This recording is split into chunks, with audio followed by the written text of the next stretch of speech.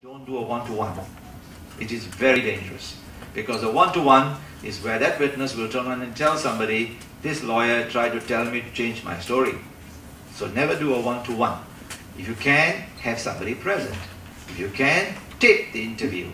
If you make sure you take notes. That happens. You can't avoid it. It happened to us. We gave a notice at DPP. DPP can't refuse it. The witnesses are all brought to us. Sit down, talk to the witnesses. Say, I don't want to talk to you.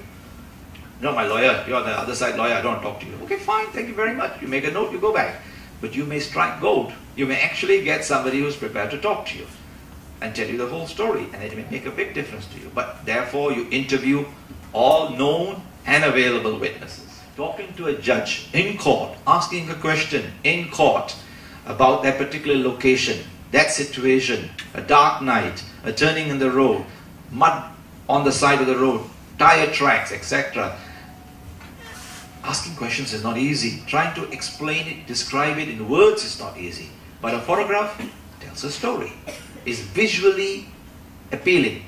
Is visually easy to present. So if you can, it's possible, take photographs. They help you. You must know, before you even get into court, what your opponent's case is.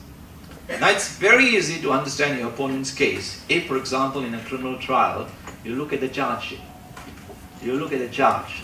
The charge will contain the basic ingredients the prosecution is going to prove. Particular time, particular date, particular place, particular act, contravention, or what concise. Be precise.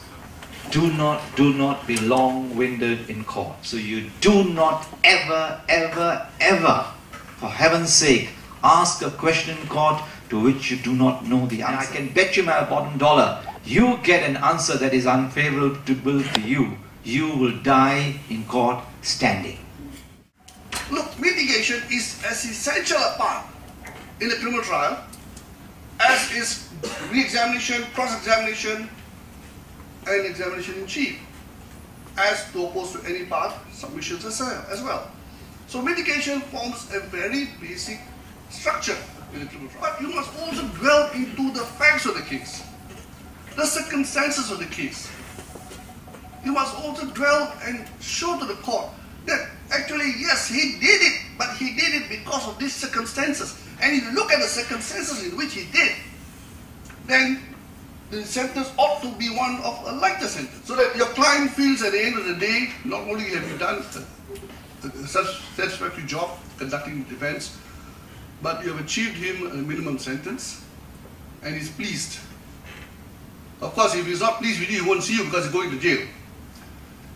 But even if he goes to jail, if he's pleased with you, he goes to jail, he recommends you to a lot of other clients in jail, so you get other clients coming to see you. And when you do mitigation, don't jump all over the place. Go in a proper sequence, like what Mandy told you. You start your introduction, you develop it, and you end it, and try to end it with a bang.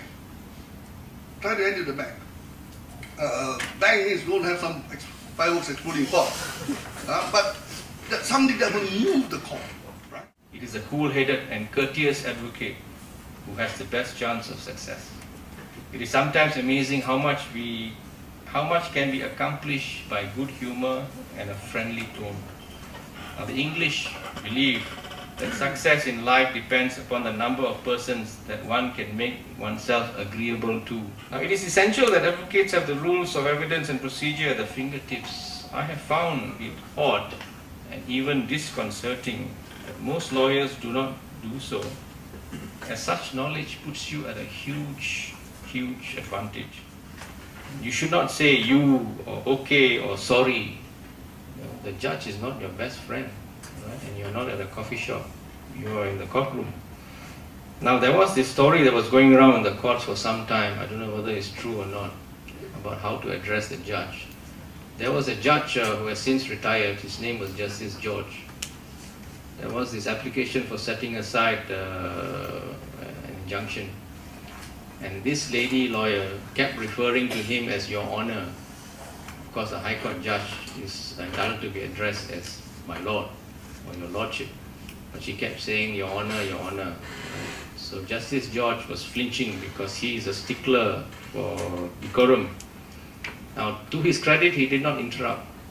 But finally, when the case was over and he had decided, he told counsel, he said, Miss Jacqueline or Josephine or whatever her name was, if you have great difficulty in referring to me as my lord, you can call me George.